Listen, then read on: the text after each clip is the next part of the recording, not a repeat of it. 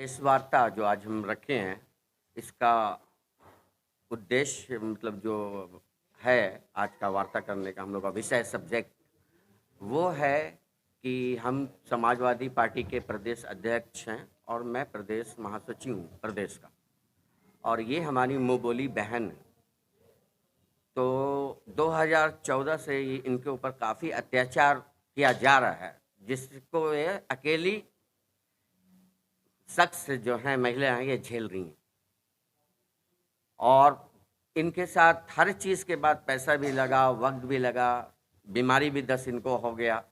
और इनकी एक बहन है वो डॉक्टर हैं, सिवान में रहती हैं, और एक जो छोटी बहन है वो मुख्य ठीक है ना।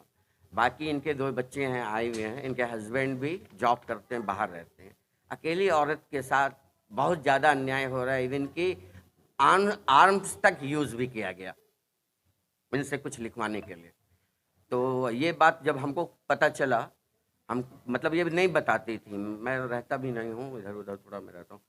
तो ये पता चला तो मैं पहुँचा, जाके फिर मिला, फिर ये बात को मैं सोचा कि डायरेक्ट मीडिया को सच बता दूँ, वही चीज़ है। अब बताइए, मुख्य बताइए दीदी। मेरा नाम रीता विनीता धोत्रे है। मैं कड्रू सेमर टोली रांची की निवासी हूँ। मेरे पति श्री नीलम टोप्पो लोहरदगा झारखंड पुलिस में कार्यरत हैं, जो लोहरदगा में रहते हैं। मैं यहाँ अपने 2 छोटे छोटे बच्चों एवं मेरी एक मुखबधिर बहन के साथ रहती हूँ। मेरा ज़मीन मौजा कड्रू, थाना नंबर 208, खाता नंबर 4, प्लॉट नंबर 660, रकबा 35 डिसमिल है, जो कि मेरी माँ जुलियानी धोत्रे के नाम से पंजी 2 में दर्ज है, जिसमें मेरा मकान बना हुआ है एवं लगभग मैं 40-50 वर्षों से अपने दखल कब्जा में रह रही हूँ।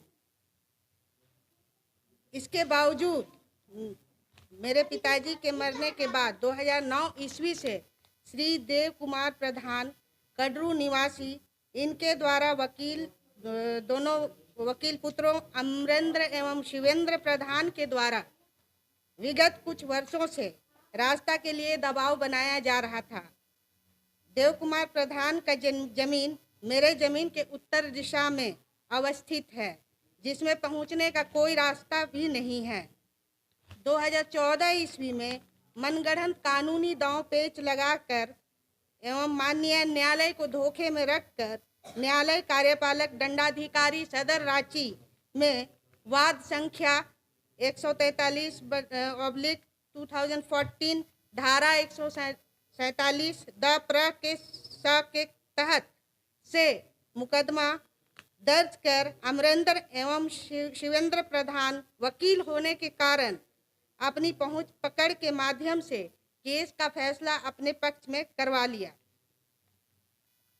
एवं मुझ गरीब असहाय महिला को डिप्रेशन में डालकर दिनांक 8/2/2017 को घर में 8-10 लोगों को साथ लेकर मेरे घर घुस आए और मुझे समझौता पत्र में दबाव बनाकर हस्ताक्षर करवा लिए, जिसमें मनगढ़ंत एक पक्षीय बातों को रखा गया। दिनांक 28/4/2019 को मैं चर्च करने गई थी। उस समय जेसीबी मशीन से मेरा 4 दीवारी को तोड़ दिया गया और 15 फीट जमीन का दावा किया जाने लगा। घर पर मेरे 2 छोटे बच्चे एवं एक मुखबधिर बहन थी। मुखबधिर बहन के साथ अभद्र व्यवहार किया गया और उनके साथ मारपीट भी किया गया। उसके बाद जाति सूचक गाली गलौज करके ये कहा गया कि तुम लोग को हम रहने नहीं देंगे यहाँ, जिसकी लिखित शिकायत मैंने ST/SC थाना में दर्ज की। उसके बावजूद भी वहाँ ये लोग अपनी पहुंच पकड़ के माध्यम से एवं थाना मैनेज करके केस को प्रभावित करते हुए मनगढ़ंत रिपोर्ट तैयार करवाकर मेरे आवेदन के विरुद्ध धारा 107 द प्र के तहत साधारण केस में तब्दील कर दिया गया। वर्तमान में मेरा केस मुंसिफ जज रांची में विचाराधीन है, लेकिन वहां भी अमरेंद्र और शिवेंद्र प्रधान के द्वारा समझौता के लिए दबाव बनाया जाता रहा है। और माननीय न्यायालय को धोखे में रखकर मेरी निजी जमीन पर जबरन कब्जा करके 15 फीट का रास्ता बनाकर आवागमन कर रहे हैं। मुंसिफ जज रांची में मध्यस्थता में दोनों पक्ष को जमीन का सीमांकन करने कहा गया था।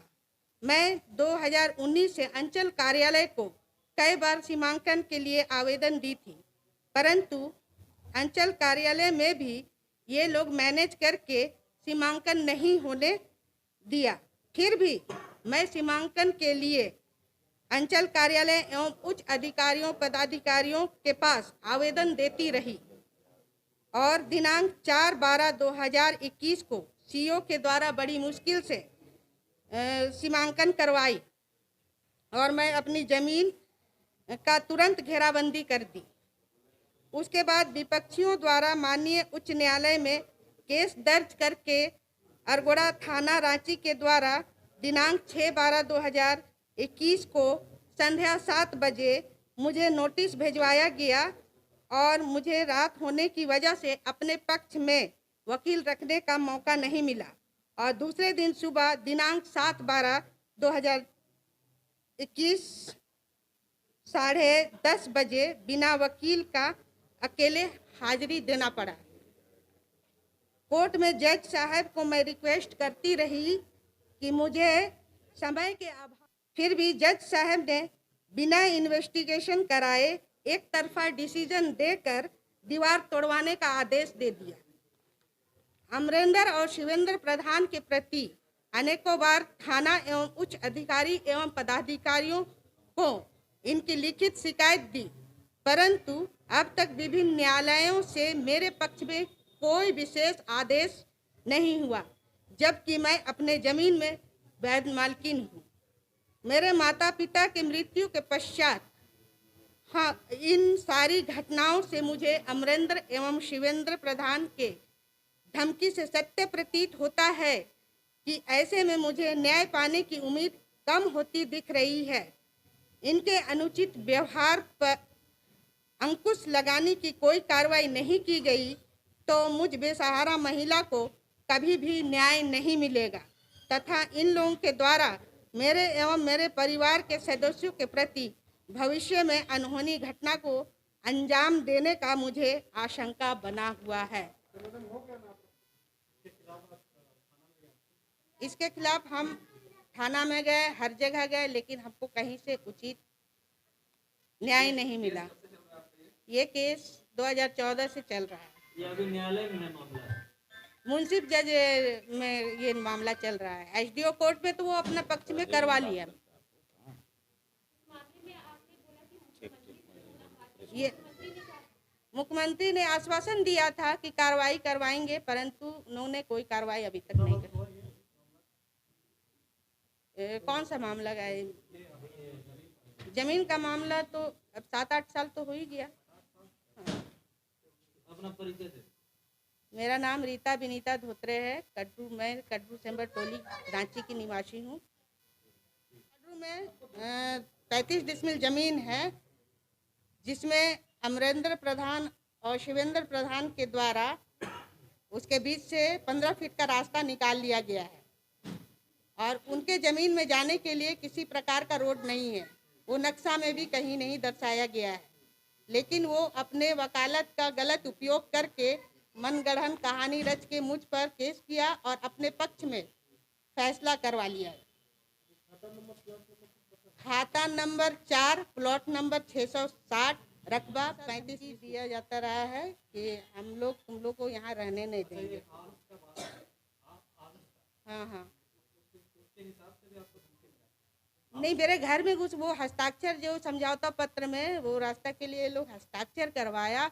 उस समय 8-10 लोगों को मेरे घर में लेकर के आया और आर्म्स वगैरह दिखला करके उसमें हस्ताक्षर करवाया गया, जबकि उस समय मैं अकेली घर में थी। ये 2017 की घटना है। मामला इतने दिनों बाद आप उजागर कर रहे हैं, 2017 का मामला। तो क्या करते? मेरे पक्ष में कोई मतलब सुनवाई नहीं होता था, मेरा कोई सुनता नहीं था। वो तो एक वकील है, उनकी ना सुनी जाएगी, हम लोग जैसे लोगों का कौन सुनता है? खुद पति इस राज का सेवा करने के लिए पुलिस विभाग में पड़े हुए हैं, रात दिन ये नक्सल प्रभावित क्षेत्र में रह रहे हैं लड़ाई कर रहे हैं, इसके बावजूद इनको न जब न्याय नहीं मिलेगा तो ये सरकार क्या कर सकते हैं। इसलिए हम लोग इनके साथ खड़ा हैं और इनके साथ अदालती मामला में भी जाएंगे और हर तरह की मदद करने के लिए इनके साथ हम लोग खड़े हैं। इसलिए कि हम लोग को पार्टी में आए हैं और इनको हम लोग मदद करेंगे पूरी तरह से, क्योंकि वो दबंग लोग हैं और उनको कोई ज़मीन का रास्ता नहीं था, लेकिन फिर भी रास्ता निकाल करके भाई जबरदस्ती इनके साथ कर रहा है। कभी हत्या भी कर सकते हैं लोग। ये हम तो कहेंगे कि आप लोग को माध्यम से माननीय हमारे मुख्यमंत्री जी तक भी बात जाए कि आप आदिवासी मुख्यमंत्री हैं और इस राज्य में आदिवासियों की भी भला नहीं है, आखिर भलाई होगा किसका। इसलिए उनको भी बात जाए। मैं तो खुद डीजीपी से इनका दरखास्त लेके जाऊंगा मिले, और मुख्यमंत्री जी का गृह सचिव तक भी बात को मैं भेजूंगा इसको लिखित रूप से, समझे। इनको मदद करेंगे हम। झारखंड में लगातार जमीन के मामला सामने आता रहता है, तो कहीं ना कहीं से अधिकारियों की संलिप्तता होती है। अगर आप लोग तो सारा बात जानते हैं, अधिकारी को संलिप्तता नहीं हो इस तरीके नहीं किसी के साथ नहीं होगा। मैंने आज चाहे थाना के मामला हो, चाहे आज सरकार के लोगों को मामला हो, लेकिन मामला कहीं न कहीं अपने आप ये चंद भर पैसे के लिए गरीबों को सताया जाता है। तो मैं समझता हूँ कि इस तरह के नहीं होना चाहिए। और देखिए भाई, हम लोग तो समाजवादी सब दिन से गरीबों के लिए लड़ाई लड़े हैं, इसके लिए जेल जाना पड़ता है, कुछ भी करना पड़ता है, झेलते हैं, लेकिन हम लोग इनके साथ खड़ा रहेंगे और ऐसे पूरे राज्य में कहीं नहीं होने देंगे। पूरे राज्य में मैंने कहा हूँ कि जब एक रक्षा करने के लिए राज्य में इनका पति खुद हैं और एक आदिवासी, और इनके साथ शोषण हो रहा है, तो हम पूरे राज्य में करें कि अगर इस तरह के हो तो उसके साथ खड़ा रहिए। शोषण करने वाले लोगों को पक्ष में लड़ाई लड़ना चाहिए, इसलिए हम लोग इनके साथ मजबूती से खड़ा है और लड़ाई लड़ेंगे उनके साथ। मीडिया से यही गुहार लगाना चाहेंगे कि आप लोग मुझे न्याय दिलाने के लिए आवाज़ उठाइए कि हम जैसी महिला के साथ फिर दोबारा ना हो इस तरह से। किसी और महिला के साथ ऐसा अत्याचार नहीं हो। एक महिला नहीं, आज इनके साथ हुआ, कल किसी दूसरी महिला के साथ भी हो सकता है।